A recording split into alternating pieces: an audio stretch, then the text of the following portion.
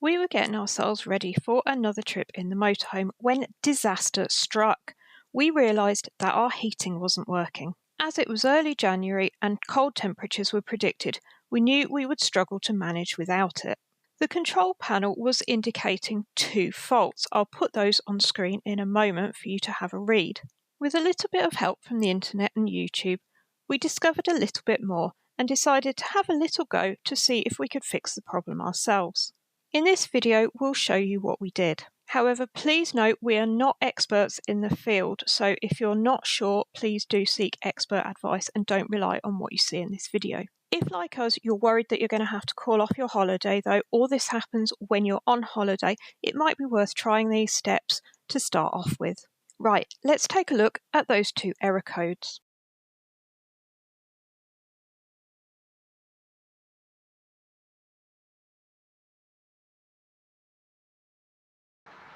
Okay, so find your Truma Combi unit. Ours is under this seat, and then you've got a panel here.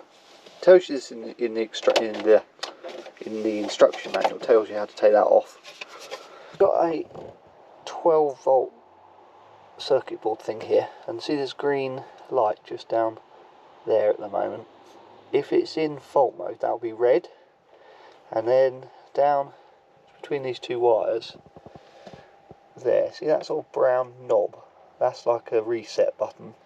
So if you hold that down for a few seconds, your red light, if you had a red light, would change to orange, then let the button go, and that seems to reset it. The other thing you've got is in this hole here is I think it's like the thermal cutout or something. So if that goes off, there's a button there that you can press, and that gets it going again if it's the thermal cutout. But if that's going, you might want to make sure it's safe, because that's going for a reason. But neither of those worked for our problem, because ours said something like it was the combustion air fan, Motor something. We'll show you the fault code. Yeah. And I had a quick look online, and under this cover here, which you sort of, I managed to just get off by sticking my hand under it, and just